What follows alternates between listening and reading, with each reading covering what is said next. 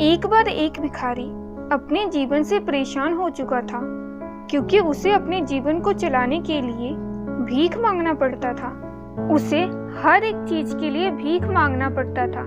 इसी बात को लेकर वह दुखी रहता और दिन भर यही सोचता कि उसके जीवन में बदलाव कैसे आएगा।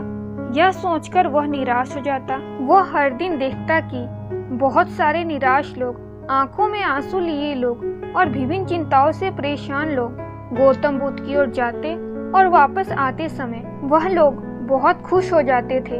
वो भिखारी यह नहीं समझ पा रहा था कि गौतम बुद्ध उनके साथ ऐसा क्या करते थे कि वे बेहद खुश हो जाते थे। वापस लौटते ही लोगों के हाथों में ना ढेर सारे पैसे होते थे और ना ही सोने चांदी। तो फिर ऐसा क्या होता था कि लोग बुद्ध के पास से लौटते समय इतना खुश हो जाते थे।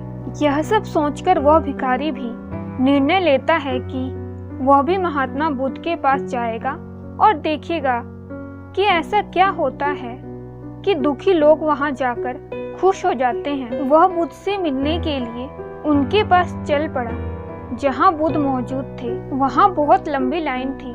वह भिखारी भी लाइन में लग गया और लाइन में लगकर अपनी बारी का इंतजार करने लगा। देखते ही देखते उसकी बारी आई और उसने बुद्ध से कहा, बुद्ध, मैं बहुत गरीब हूँ, मेरे पास कुछ भी नहीं है। मुझे अपना जीवन जीने के लिए भी दूसरों से भीख मांगनी पड़ती है।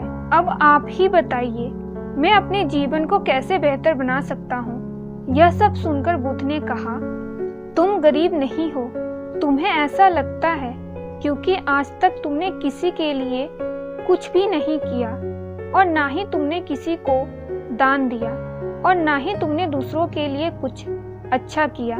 यह सब सुनकर भिखारी के मन में आशंका जाग उठी।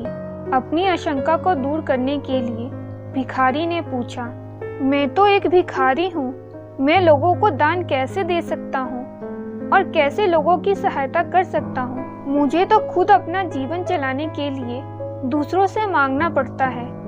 यह सब सुनने के बाद गौतम बुद्ध थोड़ी देर तक चुप रहे और फिर उससे बोले, तुम्हारे पास हाथ है जिससे तुम लोगों की सेवा कर सकते हो और दूसरों की भलाई कर सकते हो। इसके अलावा तुम्हारे पास मुंह है जिससे तुम लोगों से अच्छी अच्छी बातें कर सकते हो और दूसरों का भला कर सकते हो। यह सब करके भी तुम दूसरों की सहायता कर सकते हो। जरूरी नहीं कि दान सिर्फ पैसों से किया जाए। हम चाहे तो शिक्षा का भी दान कर सकते हैं, चाहे तो अन्न का भी दान कर सकते हैं। ऊपर वाले ने किसी को अच्छा शरीर भी दिया है तो वो गरीब नहीं है, बस उसका दिमाग गरीब है। उसे इस विचार से हटकर दूसरों की सेवा में लगना चाहिए। बुद्ध की यह बात सुनने के बाद वह भिखारी बहुत ज्यादा खुश हो गया। अब उसका मन शांत था। उसने वहीं बुद्ध के सामने फैसला लिया कि आज के बाद वे भीख मांगना छोड़ देगा और कुछ ना कुछ अच्छा काम करेगा। दोस्तों, हम सब इस बात की चिंता में समय बर्बाद करते हैं कि हम गरीब हैं, लेकिन यह सत्य नहीं है। सत्य तो यह है कि जब तक हमारा शरीर पूरी तरह से बेहतर है तो हम उसका उपयोग करके आगे बढ़ सकते हैं और खुद के जीवन को बेहतर बना सकते हैं। अगर कोई व्यक्ति सिर्फ अपनी गरीबी पर ध्यान दे और उसे बदलने की कोशिश भी ना करे तो वो मूर्ख है। इसके अलावा हमें इस कहानी से यह भी शिक्षा मिलती है कि दान सिर्फ धन का ही नहीं, शिक्षा का, भोजन का, अच्छे विचार आदि का भी किया जा सकता है। अगर आपके पास धन नहीं है तो आप शिक्षा का दान कर सकते हैं या फिर दूसरों के लिए अच्छे विचार का दान कर सकते हैं और इन दानों से हमारे समाज की भलाई होती है और हमारा समाज ऊपर ही उठता है।